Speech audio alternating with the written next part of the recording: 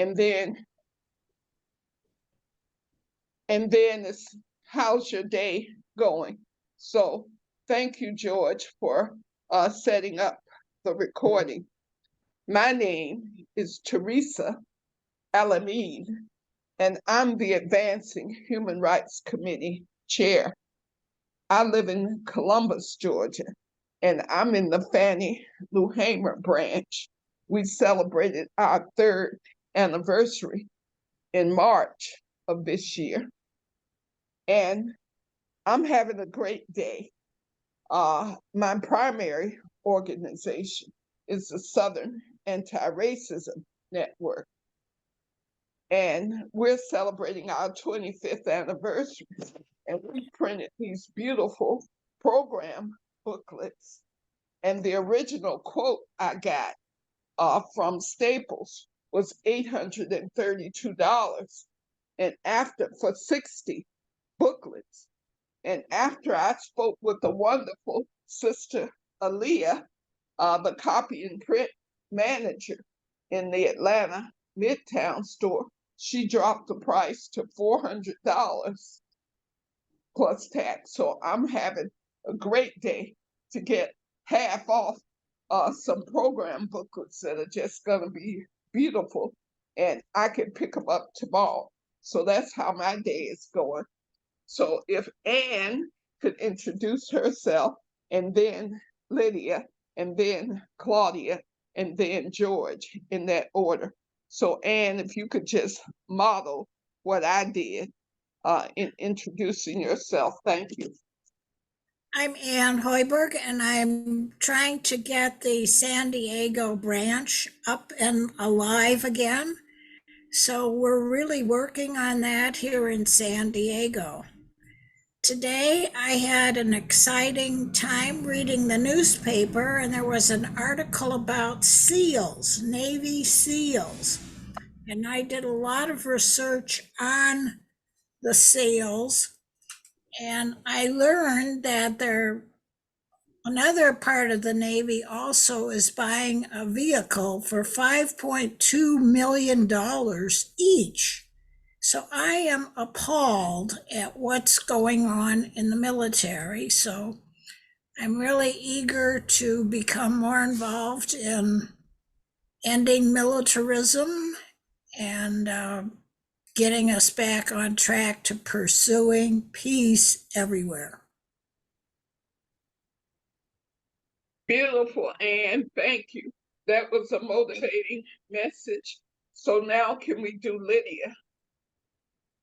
Good afternoon, everyone. My name is Lydia Diamond, and I live in Vermont. I was invited by the fantastic Robin Lloyd, who I've been trying to keep up with her. She is amazing. I am formerly incarcerated. It's been 27 years, and I'm loving the fact that this meeting is happening, because we really do need to end mass incarceration. It's unreal and it's painful. People are struggling. So I'm thankful to be a part of Wilk, Vermont. And thank you. Did I leave anything out? Because I could go on. Well, just one thing, how's your day going? So I'm told about the great time I'm having with my printer, Staples. So did you have anything you wanted to tell about how your day's going? Well, congratulations on that great sale or discount or whatever it was that got you that half price. I'm thankful for that. That's good news. As far as my day, I am just enjoying the little bit of peace and quiet that I'm having before the grandbabies get back. And I have 7 of them, and I'm only 61 years old, but I'm a proud man. Well, that sounds great. Well, Claudia, my New Orleans sister, introduce yourself, please. Well, I'm Claudia Fatima Peary Smith. I actually prefer to be called Fatima, but Okay. I recognize Claudia. I still recognize Claudia as because my family named me after the freedom fighter Claudia Jones from back in the 40s, who worked the South for voters' rights and something. So out of respect for her legacy, I didn't get rid of Claudia altogether, but I do prefer to be called Fatima. And but either way, I know who you're talking to, so that's what's important. New Orleans still does not have a branch quite yet, so I've been getting things through the Jane Addams online branch. In this past February, they published an article that I wrote during Wilf did for their e-news for the month of February on Caroline Watson Peary, who is my grandmother and my uncle Richard Dickey, I call him Uncle Dickey, that Sister Elamine mentioned a little earlier, his mother, and she was a pioneer African American participant and member of WILF. She joined either right before or during the World War II era, when segregation was just horrific. And she was born in 1896. She passed away in year 2000 at the age of 106. You go, girl. She left. Oh, that's fantastic. She left here a staunch WILF member to the end of her life. So I have no choice but to be here, because there is no way that I will allow her legacy to die, which is why I wrote the article. I didn't write it for me, I wrote it for her. And it concerned me that we do have an African American representation now, and some of those members are very young and they didn't even know that such a person as she existed. Now, I don't know if she was even the only one, but that's something for historical research on Wilf to take care of. But that's what motivated me to come to Wilf. And also, the anti-racist position that Wilf has always taken touches my heart. In terms of in fact, it was through Wilf that I found out about the Day of Remembrance in March. It's celebrated throughout Africa and the Caribbean, but very few people know about it in the States. Our circulation, because we did it last minute, was not that big, but we did in our city make people aware of the Day of Remembrance on that day. And it was my little reparations group that put that together. So I'm really looking forward to a working relationship that is going to be effective.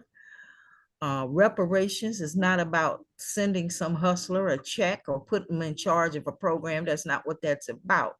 Reparations is, to a great extent, about ending mass incarceration. That is a human rights violation, the way it's being handled in America. So I'm happy to be here. This is one of the subjects that the first ones that need to be attacked, because a lot of our potential leadership is incarcerated. We have a lot of really brainy people who are locked up and who really shouldn't be. So that's that. Well, thank you. Thank you. Forgive me. I'm trying to get rid of my double thing here. Oh. Okay, so I had to leave the meeting on one device. So next, we will go with the incomparable Robin Lloyd. And then I see others have joined us. So we'll go with Robin Lloyd. We'll go with, is it Kathleen, who's raising her hand? So let's go with Kathleen, who's raising her hand. Oh, okay. Well, I'm really glad to see Unmute yourself. Robin Lloyd also. What?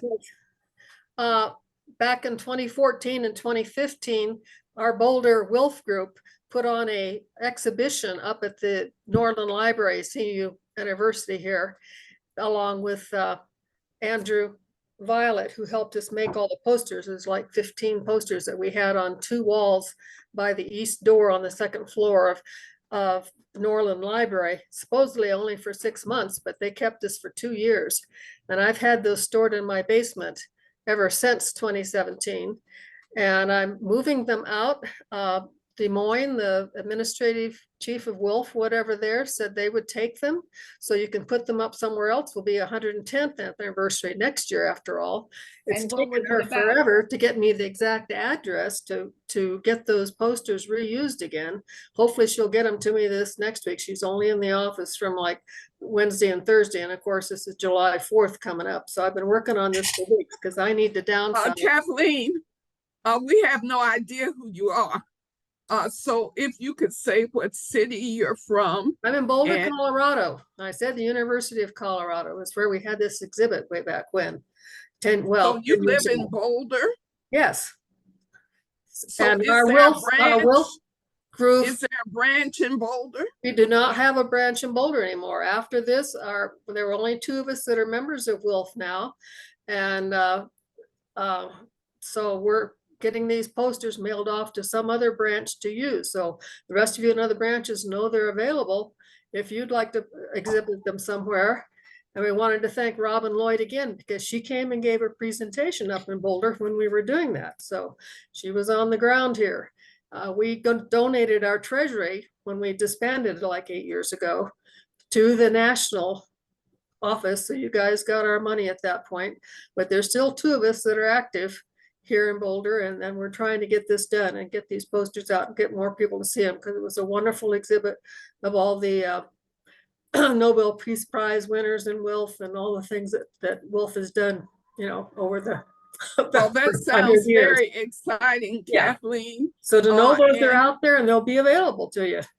Well, thank you. And I do want to hear more about that. But we have 2 other people to introduce themselves, Robin Lloyd and Gloria McMillan. So Robin, the incomparable Robin Lloyd, who's been all the way to Boulder and around the world and then some. So Robin, so thankful for Lydia coming to the meeting. Yeah, Meeting.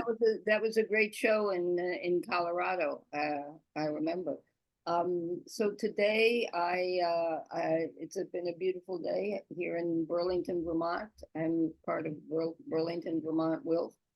And I've been working on trying to see if we can set up something to have the 2 women running for governor in Vermont against the Republican who's been in it forever, and especially to talk about the situation of prisons, getting them going about publicizing the fact that the governor really wants to build a 2nd women's prison. Well, the first is really horrible. That's a given, but whether building a 2nd is really the way to go is a big question.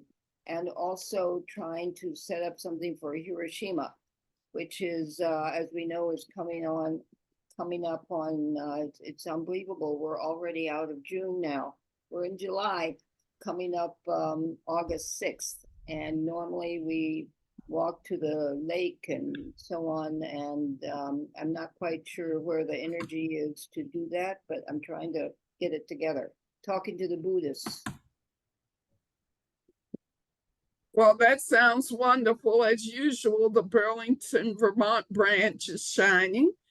So Gloria, please introduce yourself.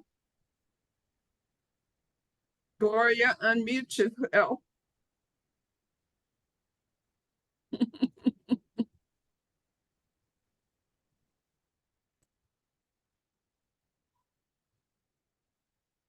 she can't unmute for some reason. Well,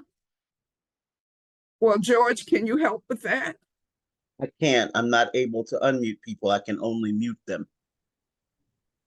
Oh, Zoom well, doesn't have that function. Gloria, Gloria, please put your information in the chat. She's in the Tucson, Arizona branch. So the one thing that we've started with the Advancing Human Rights Working Groups is that 5 locations is a quorum, and we have exceeded our requirement today. We have representatives from the Fannie Lou Hamer branch, me, the Southern Piedmont branch, George Friday, the San Diego branch, Ann Hoiberg. We have 2 representatives from the Burlington branch, Lydia Diamond and Robin Lloyd. We have Gloria from Tucson, Arizona. We have Kathleen from Boulder, and we're looking to see that Boulder branch come back to life, because I do know a couple of people in Boulder. So let's see if we can make that happen. And Fatima Peary Smith, we have her here from that wonderful city of New Orleans. I was just listening to a report about New Orleans and all it brings to the world, and the jazz and the this and the that. I can't wait to come visit you, because I know quite a few people in New Orleans, Fatima. So we'll get that branch going. So we have now 7 people in the meeting. We somehow lost Gloria, but I think she's trying to sign back in so she can unmute herself. Gloria, can you unmute Now yourself? I can. Wonderful. So introduce yourself so we can hear your Yeah, lovely my voice. gravelly voice. Okay, Gloria McMillan, and proud to be in 2 involvements, well, 3 actually in WILF, the Disarm Committee, the Restart the Chicago branch, which is now successfully, I think, restarted, and the Tucson branch. And we're all going. You know, the Tucson branch is active, the Chicago one is looking good, and the Disarm was an ongoing thing. Well, we ask how it's going. So if there's one thing you want to tell about how your day is going, please feel free to do that before we. Okay, my day is going pretty well, except I lost track of a few minutes there when I should have gotten on, but other than that, it's fine. Well, thank you. Well, the next item on our agenda, George, help me out with the agenda item, George. What's the next item?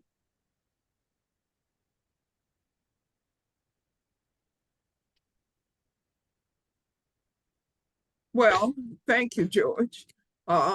Because one of the things I wanted to remind people of, thanks to Diane Blay, former National Board Secretary, she got us going on the issue of solitary confinement, which is definitely a human rights violation. And all over the world, people are trying to end the practice of confining people alone for all day long, and they maybe get out for exercise 1 hour out of 24 hours. So how can we end solitary confinement? You know, we have some pretty infamous prisons around the country, and I'm thinking of Angola. Isn't Angola in Louisiana? Yeah, that's a very infamous Angola prison. is in Louisiana, and it has been labeled one of the worst penitentiaries in the entire world, not just the United States. The other thing, well, that is true. That is true. Now, Fatima, I'm going to have to ask you because we took a lot of time on the introduction. So I'm going to ask everybody if they don't mind going over a few minutes after 3 in order to finish the agenda. But we'll have to be real disciplined, and I'll try to be disciplined. So our priorities for this working group is ending solitary confinement and ending the death penalty in all the states. And we've had quite a bit of progress on the death penalty issue. So about half the states either have ended it completely or have some kind of moratorium on it or have done a pause. So we want to end it everywhere. Those are the priorities for this working group. Now, what we want to do next is do state reports. And so I'll do an abbreviated Georgia report, and then we can go around to all the different states here. But in Georgia, Georgia lives up to its reputation of being a penal colony. Of the 13 colonies, Georgia was where they dumped all the really bad folks, they call, and prisoners and stuff. And so Georgia has slave labor that's a part of the Georgia Constitution. So in Georgia, there's a state law that says that if you're convicted of a crime, you can be a slave again. And so there are 25 work groups, 25 work centers around the state. And the largest one is here in Columbus, Georgia, where I live. Before we started downsizing the prisons, because the Republican governor said mass incarceration is not sustainable. And so he moved to start stopping the arrests for like minor drug violations, etc. So the prison population is going down actually in Georgia. So the work camps can't supply enough workers. So Columbus, Georgia has had to change its use of prison slave labor. It's just a matter of time before it's eliminated completely. But we do have a lawsuit against the Department of Corrections about solitary confinement. And our partner in that process is the Southern Center for Human Rights. They're suing the state of Georgia over solitary confinement. We still have the death penalty, and they kill people in Georgia all the time. So there's still a lot of work to be done on ending the death penalty. So now we'll go to Ann to tell us about what's happening in California. Ann, could you report, please? Yes, I hope I can report. But what I recall is that all of were taken out of that particular prison. I think it was San Quentin, and moved to another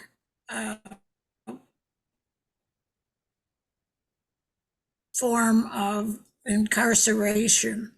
But we no longer have people on. Rather intrigued with the fact that we have 20 women who were on death row, and they, of course, are no longer located in that horrible prison. And so that's what men. This is outrageous. What is going on? And how can we stop this inhumane treatment of people and what caused them to be incarcerated? What is going on with violence in our society? And every day I read the crime statistics in San Diego, and I'm always shocked that somebody had been shot the day before. What is going on? And how do we stop that? So San Diego and California are, I think, trying to address the problem of solitary confinement, trying to get rid of that, trying to get rid of the death penalty. Thank you.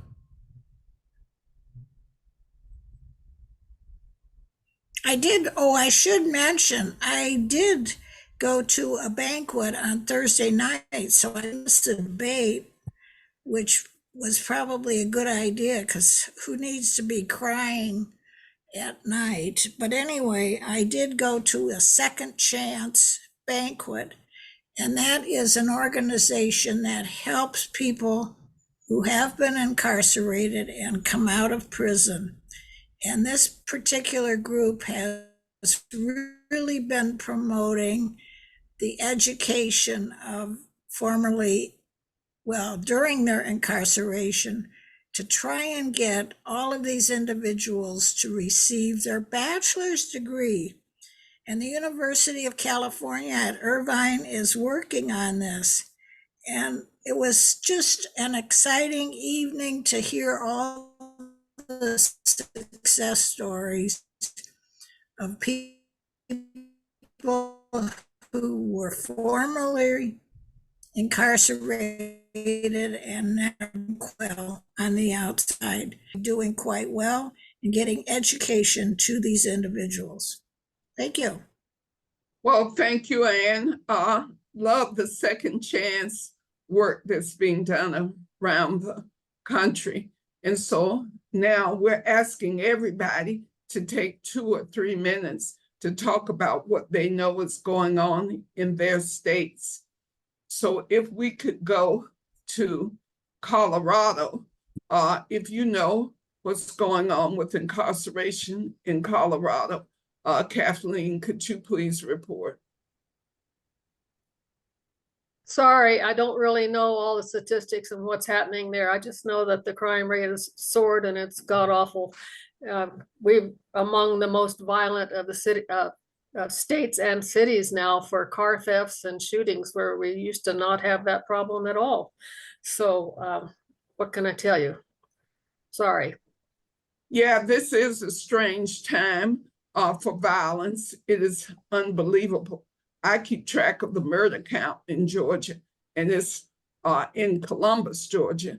And we've had 25 murders already this year in Columbus. It's overwhelmingly young Black men killing young Black men. Fatima, if you could report on Louisiana, where that infamous Angola prison is, take 2 to 3 minutes, and George will time you. Thank you, Fatima. Yes, I need help with timing. I'll be the first to admit it. To my knowledge, and I have been working with different community groups for different causes, the death penalty is not even being challenged in the state. But what they are challenging is the constitutionality of slave labor in Angola prison and other prisons. Louisiana really is a strange place. In the last general election, there were 4 states, including Tennessee, that had a issue on the ballot to stop slave labor in the prisons. They all passed except Louisiana. We had an African-American representative that did put it on the ballot. I don't know if they threatened his family or what happened, but that same representative was running ads saying the language wasn't right on the bill and don't vote for it. And so people didn't. We also have a second chance. We do have a second chance movement that is questioning the kind of sentences and time. I mean, you can go to prison to Angola here for little or nothing. And there's no focus on rehabilitation. And then our illustrious governor, Jeff Landry, just got an ordinance, state level ordinance passed where people don't necessarily have to have permits to carry guns even. So this state has become even more violent. So I have to keep you posted because it's gotten really much worse in the last few months since the new administration took over. Well, thank you, Fatima. So now we'll go to Gloria to tell us what she knows about Arizona. And then we'll have Vermont, and we'll get Lydia and Robin to tell us about what's happening in Vermont. So if we could have Gloria now on what's happening in the state of Arizona. Well, hello from the belly, Leviathan's belly, Arizona. If you look at your chat, I don't know if you can all access the chat, but I had to put it in the chat to get all the links and everything. The Arizona Department of Corrections had a legal ruling against them from a prisoners' rights group. And it has closed and it is in effect, and they are making some progress. It's not, better, but it's getting better. So you can find all the information in the chat on this Jensen versus Thornell ruling that is making them limit the amount of time and who is eligible. They are excluding some classes of people from being put into solitary confinement. So that's as much as I know right now. Well, thank you, Gloria. And so, did I see your hand up, Kathleen? Yes, because I wanted to say that in Colorado, we have various representatives, Judy Amabile, for example, who's been working for years, and it's making progress on getting the mentally ill the proper care instead of just being incarcerated and waiting for months, years, whatever, to be dealt with and get any kind of help. So we're making progress on that, which has been pretty good. And I, as a member of WILF and other members from the Rocky Mountain Peace and Justice Center here in Boulder and other groups, we stand on the corners. I've been there for like at least 4 decades now, of Broadway and Canyon with signs on various issues, and things like this are among those issues. And of course, Palestine and Israel have been added here this last year. But and women's rights, of course, after Roe v. Wade went down. So we're doing a lot of things like that. But there's a program called on Netflix, and I think you have to pay for Netflix, but I think on Pluto it's free, called World's Worst Prisons. And I was recommended this by the owner of the Boulder Dinner Theater, which has since gone out of business because the land was sold out from under them, kind of thing. They've been around for 45 years. But anyway, Gene Bowles recommended World's Worst Prisons. He was a neurosurgeon, traveled around the world working on people and seeing all kinds of terrible things in prisons and elsewhere. So I definitely recommend that if you'd like to see what else is going on. Some prisons, some of them are really good. Some prisons in some places in Sweden, whatever, are doing real rehabilitation and really helping people, but most of them are god awful. So we're working on that too. Well, thank you, Kathleen. And so last, well, we do have to hear from North Carolina, but we want to go to Vermont because we have Lydia and Robin here. So who wants to go first, Lydia or Robin, to say what the state of things are in Vermont? Yeah, why don't you go first, Lydia? Lydia, can you hear us? Yes, can you hear me? Oh, yeah, great. Well, in my introduction, I introduced myself as formerly incarcerated. I am originally from Brooklyn, New York. I came to Vermont in 1994. I went to jail in 95, 96, and I got out January 10th of 97. And oh, wow. Okay. And so it's been 27 years since I was released from the prison in South Burlington, where I am a resident. And I've been in Vermont 30 years. I've been a resident of South Burlington 18 years. And the fact that the state wants to build a new prison for women is appalling. It's despicable. People, women, children, all of us struggle. And all of the money the state wants to spend, where is the resources to prevent women and children from going to prison? Men too, you know? And so for me, I want a Black female governor. I'm voting for Esther Charleston. She is running for Vermont governor. I am sure Scott, he is way too popular, and I want term limits. I want term limits from the president to the post office man. No 40 and 50 years in, the same seat, just wrecking everything. Anyway, I'm already all upset, so I'm gonna calm down. But I appreciate y'all really, because we need peace. We need freedom. We need resources. Our children are struggling with mental health issues, and they want to build a new prison instead of helping children. It's outrageous. And yes, I got a big mouth, and I love to let them know they wrong, because they wrong. Our children really need support, not prison. People, not prisons. Oh, I'm gonna be quiet now. Go ahead, Robin. Go ahead, take it away. Oh, Yeah.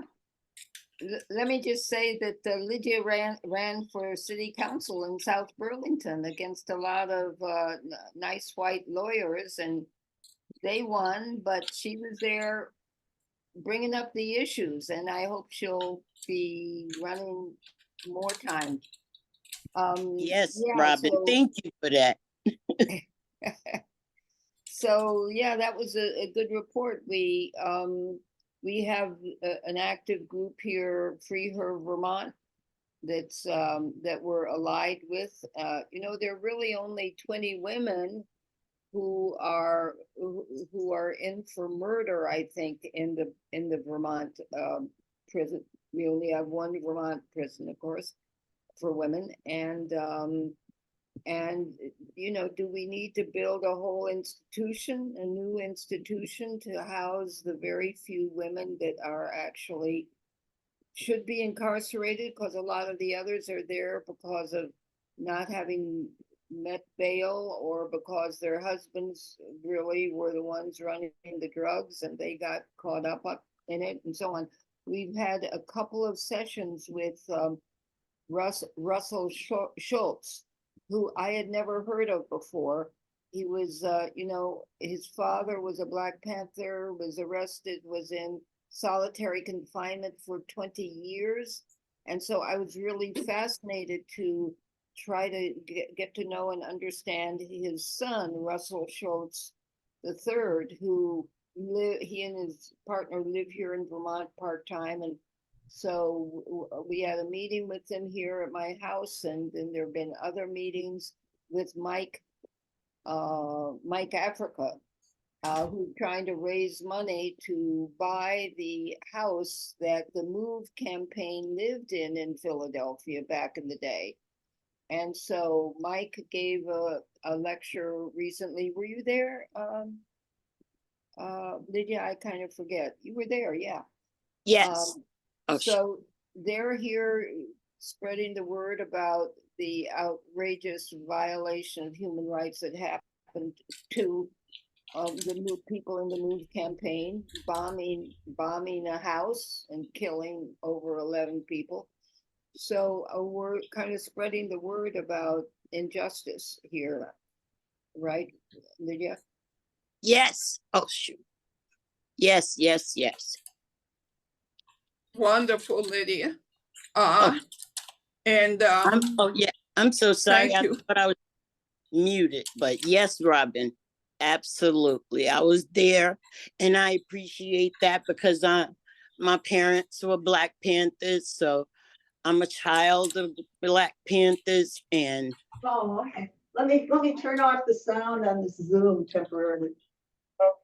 Okay. Yeah, because we need to hear from George Friday. all And right. we're coming up on 10 minutes. So George Friday from the great state of North Carolina. Hi. So George, what's I'll happening try there? to be brief, and some of the numbers that I have aren't the ones I was interested in talking about today. But the rate of incarceration in North Carolina is 559 per 100,000. I can't relate to any numbers like that, but Black people in North Carolina are incarcerated at a rate 3.7 times higher than white people. The total number of people in prison right now is 57,000, and we do not have lethal gas anymore since 1998 as a way of executing people, but they still have the death penalty, although it hasn't been used in a very long time. And so it's sort of, I think earlier, Teresa said on pause. Our state is on pause when it comes to the death penalty. Okay, this is going to really piss y'all off because it did me. I didn't know about this. In January of this year, parents filed a class action suit against the North Carolina Department of Public Safety because they were keeping children in solitary confinement for 24 hours a day up to weeks, months, and it's crazy.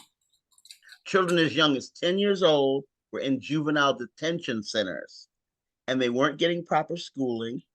They were confined in solitary confinement, and they were range in age from 10 to 17, but as young as 10. And they were in the detention centers mostly for being prone to violence. They didn't necessarily do anything violent, but they had mental health issues or behavioral issues. And that's what I wanted y'all to know. So that was 2 minutes, not bad. Okay. I'm done. Thank you, George. Yes, ma'am. Now, that is just unconscionable. And I know that the Justice Center and other groups in North Carolina are on top of that, because our next item on the agenda is community partners. Because this work is not work we can do alone as a WILF branch. So I'll start again in Georgia. The Southern Anti-Racism Network, an organization I started 25 years ago, is a key partner with the Fannie Lou Hamer branch. We're the fiscal sponsor, but we also have a statewide presence, and we're actually a regional organization in 4 states: North Carolina, South Carolina, Georgia, and lesser so in Alabama, but we're working on that. And so the Southern Center for Human Rights is also one of our key partners. And the Fannie Lou Hamer branch is committed to ending mass incarceration and the death penalty. And so our community partners, our main 2 community partners, are the Southern Center for Human Rights and the Southern Anti-Racism Network. And interestingly enough, the mayor of Columbus started a reentry commission as a part of the government structure here. So we actually have a partner directly with the government. And then we have New Life, Second Chance, which a WILF member, Walisha Wilson, started some years ago when she got out of prison for 10 years. She was given a sentence of 10 years, but she actually only served one, and they put her on 10 years of probation, which meant she lost her voting rights. And recently, because of all the great work she's been doing on reentry, the judge and the prosecutor agreed to expunge her record.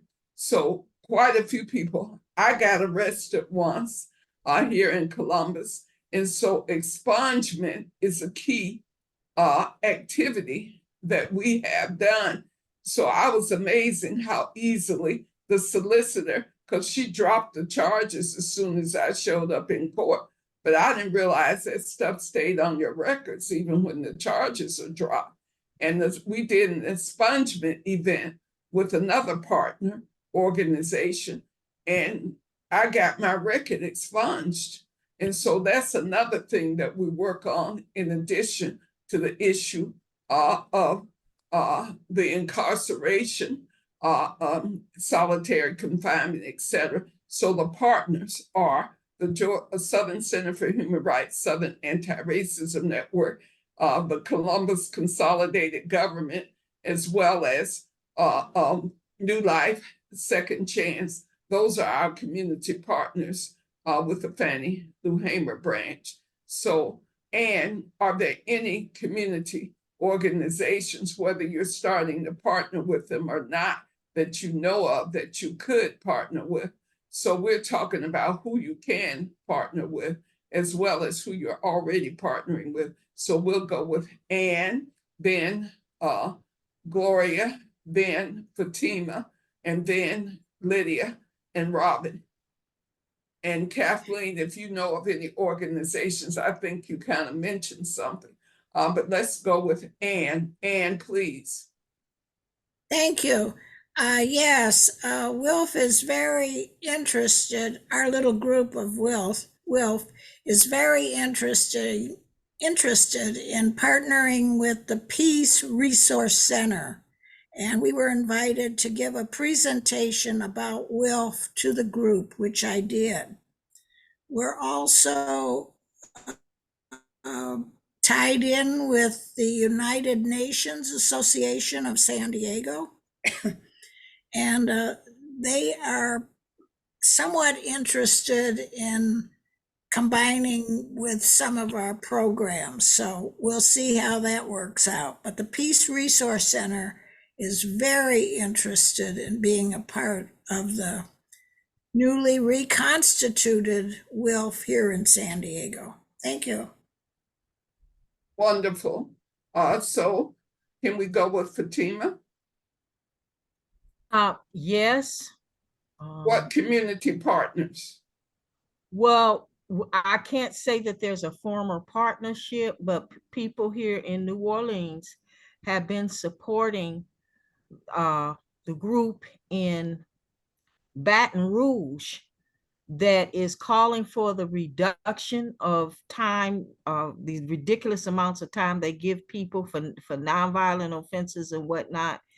And there's also a group of prisoners who are trying to explain to people the difference between somebody that's dangerous and somebody that's been rehabilitated. And we've attended people here from New Orleans, myself, Belden Batiste, and at Cranford. We have gone to Baton Rouge to support those groups.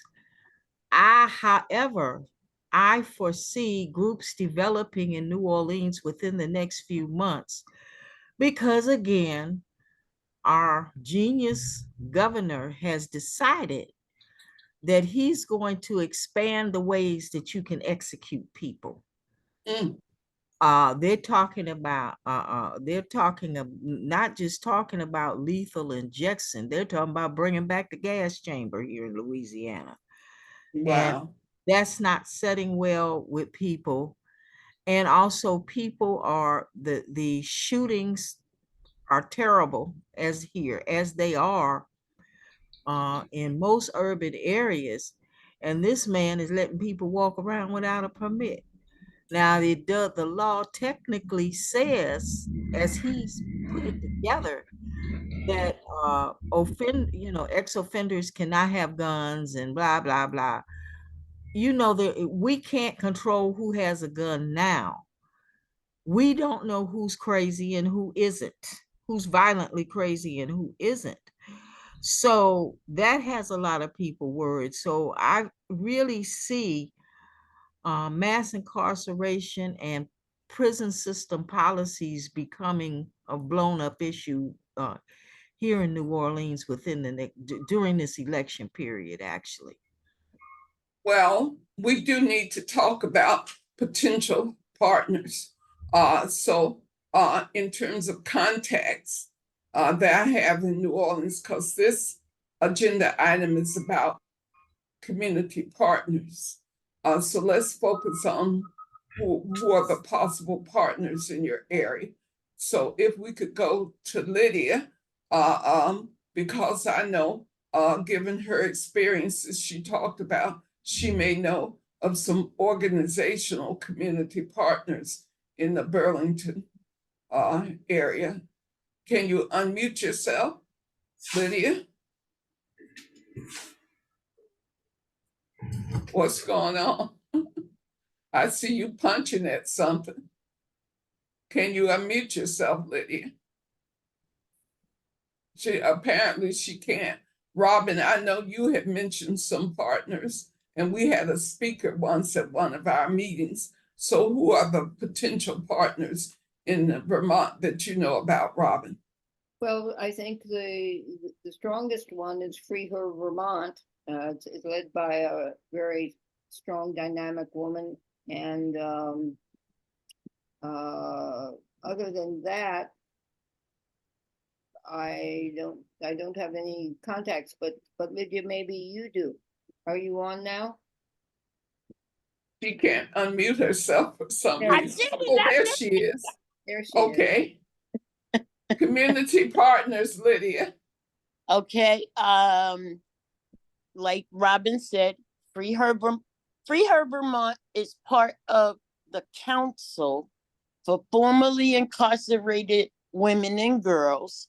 There's also the Peace and Justice Center. There's also we have the Vermont Racial Justice Alliance here. We have a multicultural center here who could partner. That's all I could think of right this second. But we have Freedom Finders here.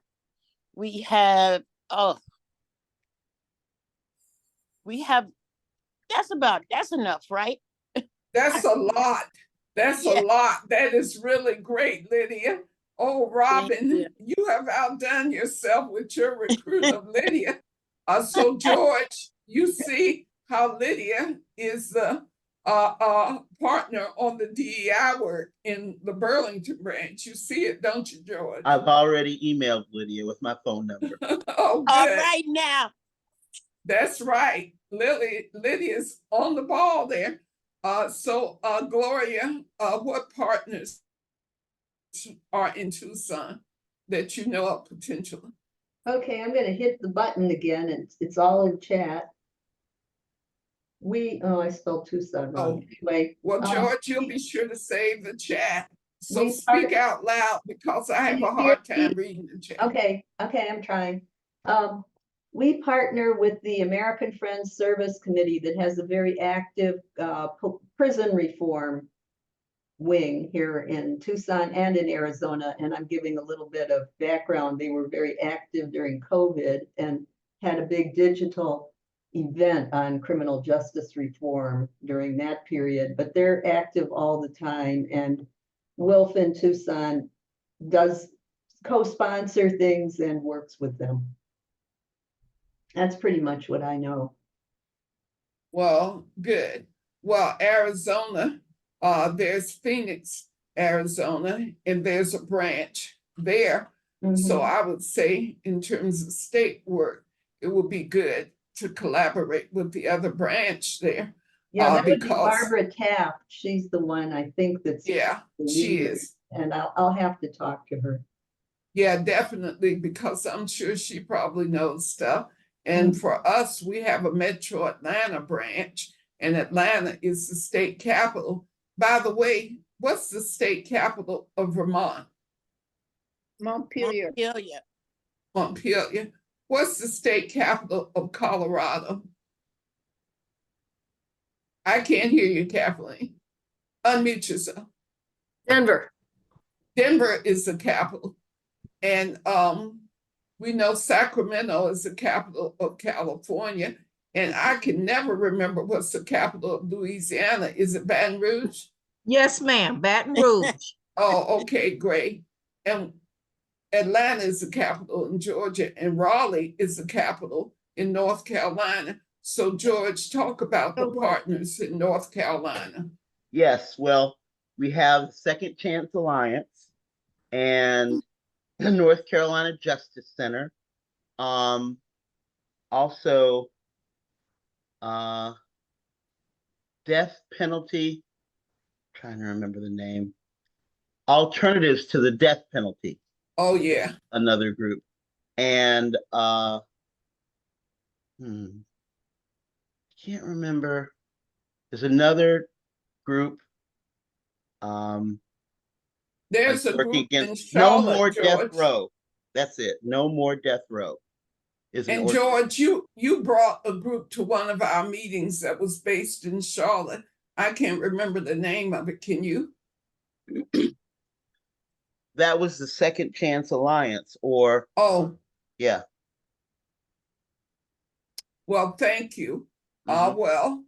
Really, the next item on our agenda is to just say when the next meeting is, which is August 5th. It's always the first Monday of every month. And so August 5th at 2 p.m. Eastern time. And so I know the time is different. So in Colorado and in Louisiana and in California, you're on different time, but North Carolina, Vermont, and Georgia are on the same Eastern time. And I would like to say that Advancing Human Rights has 4 working groups. This is one of the working groups. The other 2 are Housing Justice, and Housing Justice will meet Wednesday. And I don't care where you live, especially if you're a renter, it's a hard time. I moved twice in a year to get away from corporate investors. It is outrageous. So the meeting on Wednesday at 6:30 p.m. Eastern is going to be about housing justice.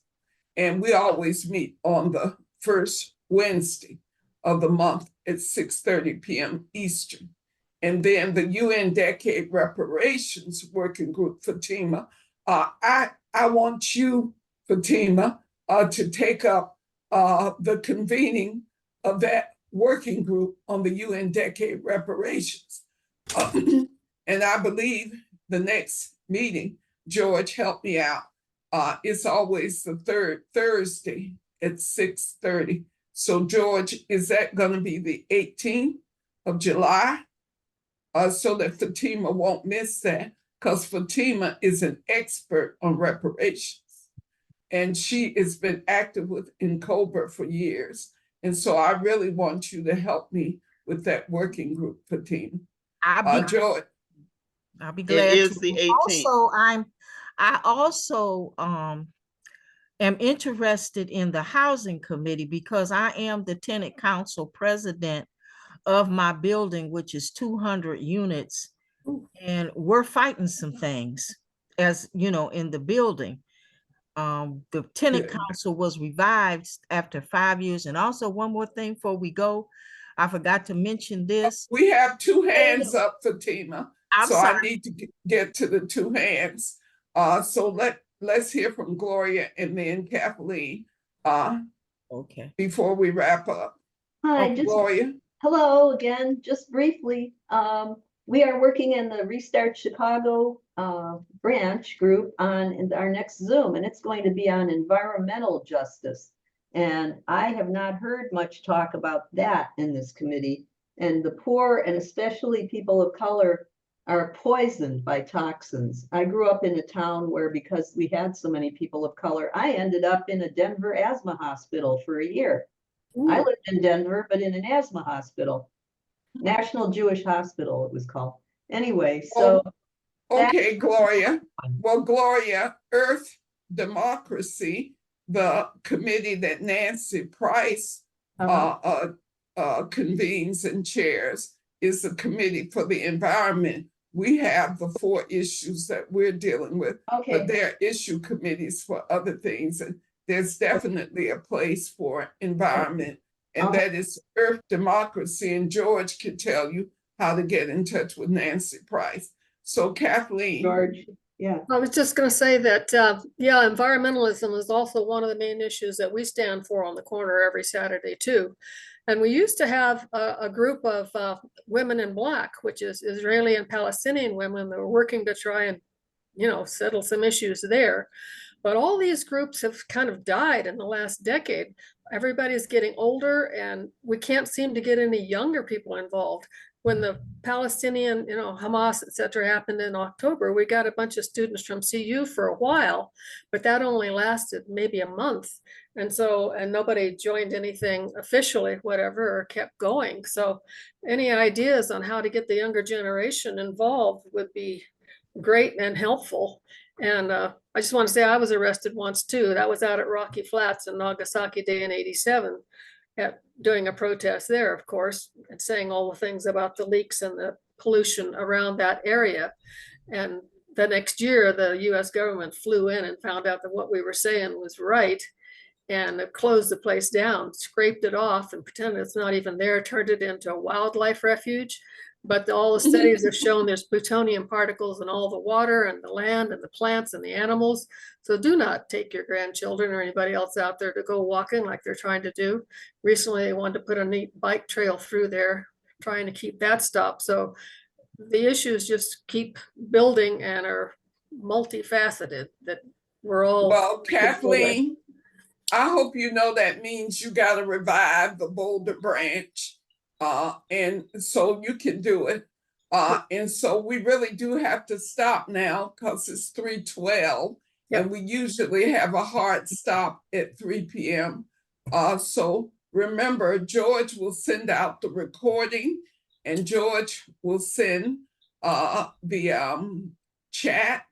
And so everybody who's in this meeting will get it. And we'll also send it out to the Brigger list.